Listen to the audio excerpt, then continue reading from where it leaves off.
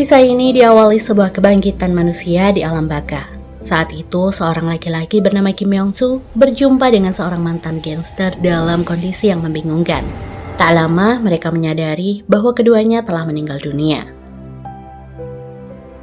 Di kehidupan sebelumnya, Kim Yong-soo adalah sosok laki-laki pekerja keras yang selalu memprioritaskan kepentingan perusahaan. Ia adalah seorang kepala karyawan di pusat perbelanjaan besar di Korea bernama Sunjin Mall. Meskipun ia kurang menarik secara fisik, Kim Yong-soo memiliki istri yang begitu cantik dan sangat mencintainya. Dari pernikahan itu, mereka dikaruniai seorang putri yang sangat cerdas. Ia bernama Hana. Kim Yong-soo seringkali melewatkan momen penting untuk keluarganya demi pekerjaannya. Padahal di perusahaan tersebut, ia tak pernah dipromosikan untuk naik jabatan. Bahkan, ia selalu direndahkan oleh atasannya. Suatu ketika, seorang petinggi perusahaan dikabarkan meninggal dunia. Kim Yong-soo yang sedang merayakan ulang tahun pernikahannya terpaksa harus merusak suasana dan pergi ke rumah duka. Di sana, Dae-hee ikut membantu Yong-soo melayani para tamu yang hadir melayat. Tak sedikit yang membicarakan pasangan itu. Seharusnya Dae-hee pantas mendapatkan suami dan kehidupan yang jauh lebih baik. Namun Dae-hee tetap berusaha tutup telinga meskipun hatinya terluka dengan keadaan itu. Beberapa hari kemudian terjadi sengketa di perusahaan Sunjin, yang mana semua itu didalangi oleh putra pertama perusahaan tersebut. Hal itu membuat posisi Yong-soo semakin sulit dan menjadikan kesalahpahaman yang membuat pertengkaran antara Dae-hee dan Yong-soo. Saat itu Yong-soo berusaha memperbaiki keadaan demi keluarganya. Ia ingin menepati janji yang pernah terlewatkan terhadap istri dan putri tercintanya. Beruntung ia mendapatkan kesempatan kedua untuk mempertahankan posisinya. Namun sayang, hal tak terduga terjadi begitu saja. Saat Hana sedang menunggu kepulangan sang ayah, dalam keadaan lemah dan pikiran yang tak karuan, Yong-soo justru berusaha memperbaiki spanduk yang terlepas dari atap gedung kantornya. Ia rela melakukannya demi meningkatkan penjualan yang dituntut oleh perusahaan. Naas, hal itu justru membuat ia terjatuh dan menghembuskan nafas terakhir. Sementara di sisi lain, Han Gi-tak, si mantan ketua gangster, terlibat sebuah kecelakaan saat berusaha melindungi wanita pujaan hatinya. Sayang, ia pun tak tertolong. Dan begitulah awal pertemuannya dengan Yong-soo di alam baka. Ternyata meninggalkan dunia dengan permasalahan yang belum mereka selesaikan terasa berat bagi mereka. Meskipun mendapatkan tiket menuju surga, Yong-soo dan Gi-tak tidak menerima takdir dan meminta dihidupkan kembali ke dunia. Permintaan itu dikabulkan dengan beberapa syarat, yang mana mereka tidak boleh memberitahukan kepada siapapun siapa diri mereka sebenarnya. Dan mereka juga tidak boleh menggunakan tubuh reinkarnasi mereka untuk balas dendam. Yong-soo dan Gi-tak setuju. Mereka pun diberikan batas waktu 2 bulan untuk menyelesaikan semua urusannya. Beberapa waktu berlalu. Yong-soo dibangkitkan dengan sosok tubuh yang begitu sempurna. Tentu saja berbeda jauh dengan sosok Yong-soo di kehidupan sebelumnya. Hal itu membuatnya semakin percaya diri. Namun berbeda dengan Han Gi-tak guys, yang mana ia kembali dengan sosok cantik dan seksi. Tentu saja sosok itu bertentangan dengan kepribadian Gi-tak di kehidupan sebelumnya, yang mana kita tahu ia merupakan mantan petinju dan ketua gangster. Gi-tak dan Yong-soo sempat bertemu karena mereka ditempatkan di hotel yang sama. Namun mereka tidak mengenali satu sama lain. Sementara itu Yong-soo pergi ke Mall Sunjin tempat ia bekerja dulu. Ia begitu terpukul mendengar kenyataan bahwa kematiannya dinyatakan sebagai bunuh diri karena terlibat skandal suap.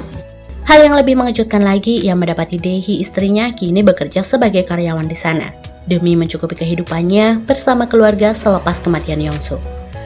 Pertemuan itu membuat Yong-soo semakin merasa bersalah karena tidak pernah menepati janjinya untuk membahagiakan sang istri hingga kematian menjemputnya. Saat itu, tekadnya bulat untuk menebus semua kesalahannya. Kembali ke dunia setelah kematian tidaklah mudah. Begitulah yang dirasakan Gi-tak. Ia kehilangan restoran kebanggaannya yang sudah ia rintis bertahun-tahun. Dan kini restoran itu menjadi milik Na Suk-chol, musuh bebuyutan Gi-tak dulu. Tak hanya itu, kematiannya meninggalkan rumor yang buruk bagi orang-orang di sekelilingnya. Ia dituduh memukuli seorang artis junior demi melindungi Leon pujaan hatinya di masa lalu. Yang mana Leon ini adalah seorang artis yang karirnya telah meredup guys. Itu disebabkan perceraiannya dengan Cha Jae-guk, yaitu putra pertama pemilik perusahaan Sunjin. Kini hidupnya semakin hancur karena skandalnya dengan Gi-tak ia terancam kehilangan hak asuh putra satu-satunya. Melihat apa yang terjadi setelah kematiannya, Gitak pun memutuskan untuk hidup dengan nama Hongnan, yang mana ia mengaku sebagai adik perempuannya Gitak, agar ia bisa melindungi Leon dan membersihkan nama baiknya. Karena faktanya ia tak pernah memukuli siapapun sebelum kematiannya menjemput. Masih di hari yang sama, Yongsu terus berada di sisi Daehee dan bertindak seolah ia harus selalu melindunginya. Dan perilakunya itu konyol guys. Namun sikap anehnya di mall justru membuat para staf mengira-ngira kalau Yongsu adalah seorang eksekutif yang sedang menyamar dan mengawasi keadaan perusahaan secara diam-diam.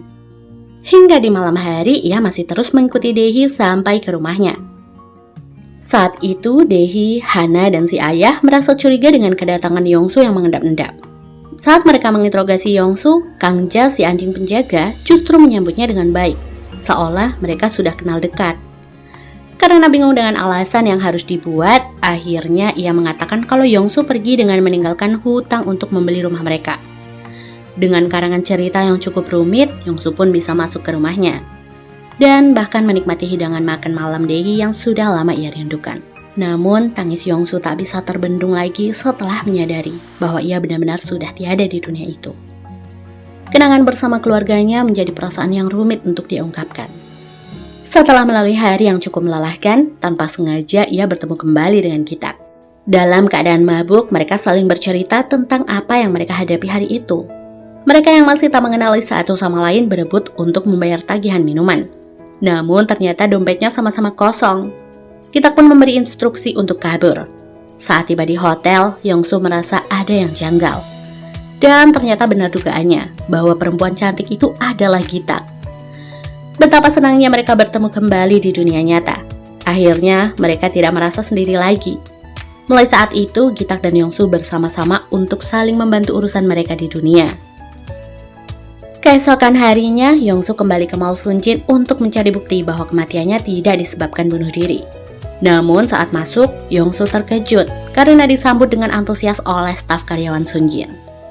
Masih bingung dengan situasi itu, akhirnya Nyonya Maya, si malaikat, memberitahu bahwa sebenarnya tubuh Yongsu yang sekarang memiliki kesamaan dengan direktur cabang Sunjin yang berada di luar negeri.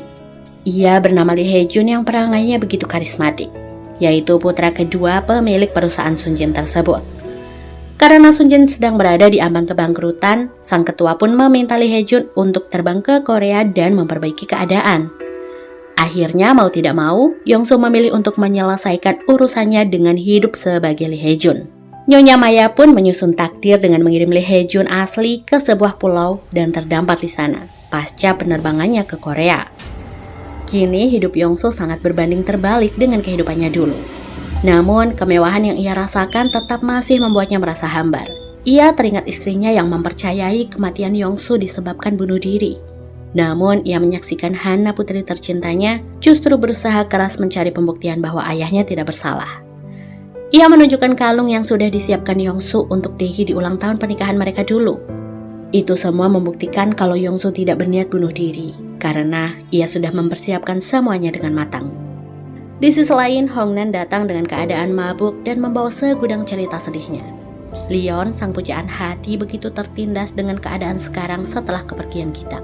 Ia harus dipisahkan dari buah hatinya dan berulang kali dipermalukan karena ulah Cha Jae-guk, si mantan suaminya. Namun dengan raganya yang sekarang, Gitak tidak mampu melakukan apa-apa. Suatu ketika, Hongnan mendapati CCTV atap gedung Sunjin yang seolah sengaja dihancurkan.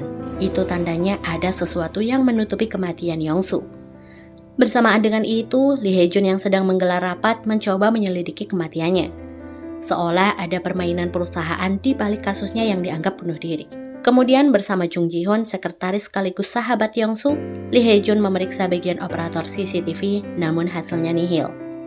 Di sisi lain, hubungan Lee Hae-jun dan Daehee semakin dekat. Daehee merasakan banyak hal yang sama dengan Yongsu pada diri Lee Hae-jun. Begitupun Lee Hae-jun yang masih bersikap konyol ketika tidak bisa menutupi kecemburuannya saat Daehee bersama sekretaris Jung. Suatu ketika, Mall Sunjin menggelar acara fashion show. Hae-jun dan Hongnan memilih Yoo-hyuk sebagai model utama yang membuat Cha Jae-guk marah. Bukan tanpa alasan, Cha Jae-guk adalah dalang skandal Leon dengan Yoo-hyuk yang akhirnya mengakibatkan kematian Gitak. Di saat bersamaan, tak sengaja sebuah kamera drone menabrak lampu pencahayaan hingga mengeluarkan percikan api. Lee Hae-jun pun teringat saat-saat terakhir kematiannya. Ketika terjatuh dari gedung, ia melihat seekor burung yang melintas. Namun ternyata bukannya burung, melainkan sebuah kamera drone yang meliput pesta kembang api malam itu. Lee Hae-jun yang menemukan titik terang segera mencari pemilik kamera itu. Akhirnya ia bisa menemukan bukti kebenaran bahwa Yong-soo tidak mati karena bunuh diri. Begitupun Hong-nan yang mendapatkan bukti bahwa Yoo-hyuk adalah suruhannya Cha Jae-guk untuk membuat skandal dengan Leon. Kini ia bisa membersihkan nama Gi-tak dan mengembalikan posisi Leon sebagai aktris yang tidak bersalah. Saat Lee Hae-jun memperlihatkan bukti yang ia dapatkan, akhirnya terbongkar bahwa Cha Jae-guk memalsukan sebab kematian Yong-soo agar perusahaan tidak rugi karena terlibat suap. Kini keluarga Yong-soo pun mendapatkan hak untuk menerima asuransi kematiannya. Namun alih-alih bahagia mendengar fakta yang sebenarnya, Dae-hee justru semakin terpukul dengan keadaan itu. Ia memutuskan untuk mengirim doa dan merelakan kepergian Yong-soo. Ternyata Lee Hae-jun mendengarnya. Dengan perasaan hancur, ia hampir melanggar aturan langit dan mengatakan dirinya adalah Yong-soo. Tiba-tiba dengan sekali kedipan, ia ditarik ke dunianya. Saat itu semua tak lagi mengingat Yong-soo, dan seolah ia tak pernah dilahirkan di dunia itu. Hal itulah yang akan terjadi saat ia melanggar aturan langit. Beruntung Nyonya Maya si malaikat hanya memberinya peringatan saja dan mengembalikan waktu ke tempat semula. Keesokannya, tanpa disadari, Lee Hae-jun yang tersadar dari mabuknya semalam tengah berada di kandang Kangja. Ia menerobos masuk rumah yang membuat semua terkejut, seolah ia adalah tuan rumah di sana. Meskipun sempat heran mengapa Lee Hae-jun mengetahui kunci sandi rumah mereka, semua bisa dikondisikan dengan alasan yang tak masuk akal. Suatu ketika, Dae-hee yang terlilit hutang dan harus menjadi tulang punggung terpaksa berencana menjual rumah peninggalan Yong-soo. Saat Lee Hae-jun mengetahuinya, ia tak tinggal diam dan berusaha mencegahnya. Terlebih melihat Hana yang menangis mengingat harus meninggalkan kenangan bersama ayahnya dulu. Lee Hae-jun pun membuat kesepakatan. Ia meminta Dae-hee untuk menerimanya tinggal bersama di rumah itu. Dengan begitu, ia akan menaikkan gaji Dae-hee, serta membersihkan hutangnya tanpa harus menjual rumah tersebut. Dae-hee pun setuju, setelah melihat Hana begitu senang dengan kehadiran Lee Hae-jun. Sejak saat itu, kebersamaan mereka semakin terasa indah. Dae-hee melihat ketulusan yang begitu dalam pada Lee Hae-jun. Namun, Yong-soo yang ada dalam dirinya hanya bisa memberikan kasih sayang di balik bayang-bayang raga itu. Kebersamaan mereka semakin lengkap ketika Lee Hae-jun membawa Hong-nan bersama Leon dan Sung Jae, orang kepercayaan Gi-tak. Hana begitu bahagia dengan segala hal yang Lee Hae-jun lakukan. Seolah apa yang dulu Yong-soo janjikan pada keluarganya, kini mulai terbayar dengan seiring berjalannya waktu. Di sisi lain, Sung Jae tiba-tiba menemukan foto Gi-tak bersama adiknya di masa lalu. Terlihat anak itu begitu berbeda dengan Hong-nan yang ada di hadapannya. Sehingga membuat Sung Jae bertanya siapa Hong-nan sebenarnya. Sung Jae yang selama ini selalu setia dengan Gi-tak selalu berusaha melindungi Hong-nan. Ia tetap terus percaya dengan Hong-nan ketika musuh-musuhnya mulai mencari tahu tentang hubungan Hong-nan dan Gi-tak. Terlebih, Na Suk-chul mengetahui bahwa Hong-nan memiliki sandi rahasia yang menyimpan harta peninggalan geng mereka dulu. Di waktu yang sama, Jung Ji-hoon yang sudah mengkhianati Yong-soo bekerja untuk Cha Jae-guk. Dan ia ikut mencari tahu siapa Hong-nan sebenarnya demi kepentingan pribadi. Saat itu Hong-nan menceritakan pada Lee Hae-jun bahwa benar ia memiliki seorang adik yang ia sembunyikan di panti asuhan. Hal itu ia lakukan demi melindunginya dari musuh-musuh Gi-tak. Namun sayangnya ia belum mengetahui keberadaan adiknya sekarang dan seperti apa ia tumbuh dewasa. Ternyata takdir begitu tak terduga. Jung Ji-hoon mengetahui siapa adik perempuan Gi-tak sebenarnya. Tak lain orang itu adalah Shin Dae-hee. Saat itu Jung Ji-hoon mengatakan bahwa alasannya mencari tahu mengenai Hong-nan karena janjinya pada Dae-hee di masa lalu untuk menemukan keluarganya. Sayang hubungan mereka berakhir hingga akhirnya Dae-hee menikahi Yong-soo. Ketika Ji-hoon mengetahui Gi-tak adalah kakak Dae-hee, di hari yang sama kecelakaan Gi-tak terjadi bersamaan dengan kematian Yong-soo. Itulah sebabnya Ji-hoon tidak mengatakan kepada Dae-hee siapa kakak Dae-hee sebenarnya saat itu. Hong-nan begitu tersentak dengan kenyataan. Meskipun sudah terlambat, Hong-nan begitu bersyukur melihat adiknya berkat kehadiran Yong-soo sebagai Lee Hae-jun. Dae-hee tak lagi kesepian dan menemukan kebahagiaan yang selama ini ia mimpikan. Di sisi lain, Lee Hae-jun dan Hong-nan meminta agar Jung Ji-hoon tetap diam dan tidak memberitahu pada Dae-hee bahwa Gi-tak adalah kakaknya. Mereka tak ingin membuat Dae-hee merasa kehilangan untuk yang kedua kalinya. Alih-alih mendengarkan permintaan keduanya, Jung Ji-hoon justru memberitahu Dae-hee dengan cara diam-diam. Ia meletakkan kotak peninggalan Gi-tak saat berkunjung ke rumahnya. Namun Hana merasakan hal janggal saat melihat Ji-hoon berbicara dengan ibunya. Hana mengajak Ji-hoon duduk bersama. Benar saja mereka memiliki kesamaan, yaitu alergi terhadap pisang. Sedangkan ayah ibunya tidak memiliki alergi seperti Hana. Hari demi hari, Hana semakin merindukan sosok sang ayah. Kerinduannya semakin tak terbendung dan membawa langkahnya pergi meninggalkan rumah. Semua khawatir akan keberadaannya. Hanya ada satu pesan yang ia tinggalkan. Aku merindukan ayah dan aku ingin pergi menemuinya. Akhirnya Lee Hae-jun berhasil menemukan Hana. Saat itu ia berada di depan kincir angin dan mengingat janji ayahnya untuk menaiki kincir angin bersama. Lee Hae-jun mampu mencairkan suasana dan membuat Hana membuka suara bahwa ia menyukai Lee Hae-jun namun merasa bersalah karena ia bukan ayahnya. Terlebih Hana mengetahui fakta bahwa Kim Yong-soo bukanlah ayah biologisnya. Namun Hana begitu mencintai Yong-soo sebagai ayahnya. Ia berharap Lee Hae-jun adalah sosok malaikat yang dikirim ayahnya untuk Hana. Tangis mereka tak terbendung lagi saat Hana melihat sosok Yong-soo dalam diri Lee Hae-jun. Mereka mengungkapkan betapa mereka saling mencintai satu sama lain. Saat Hana kembali, ia menceritakan pertemuannya dengan sang ayah. Ia merasa bahwa itu adalah mimpi yang begitu indah. Saat itulah Dae-hee teringat dengan masa lalunya. Dulu, Lee Hae-jun adalah kekasih Dae-hee yang meninggalkannya karena jabatan pekerjaan. Tanpa ia tahu, Dae-hee sedang mengandung anaknya. Namun Yong-soo datang menyelamatkan Dae-hee dan menikahinya. Ia berjanji akan menjadi ayah yang baik untuk bayi yang ada dalam kandungannya. Begitulah awal Yong-soo menjadi sosok ayah yang begitu berarti dalam hidup Dae-hee dan Hana. Pada akhirnya, ia mengungkapkan betapa ia mencintai Yong-soo di hadapan Lee Hae-jun.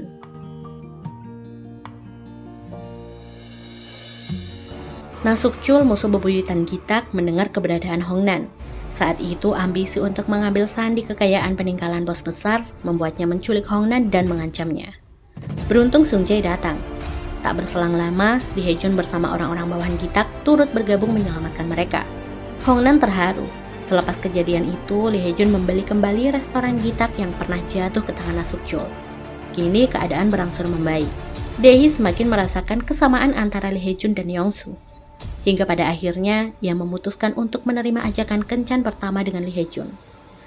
Hongnan mempersiapkan semuanya dengan matang. Lee Hae-jun melangkah dengan penuh kepastian dan membawa bunga untuk Dae-hee. Namun Nasukchul yang melihat dari kejauhan dengan dipenuhi rasa dendam, segera melaju kencang dan menabraknya.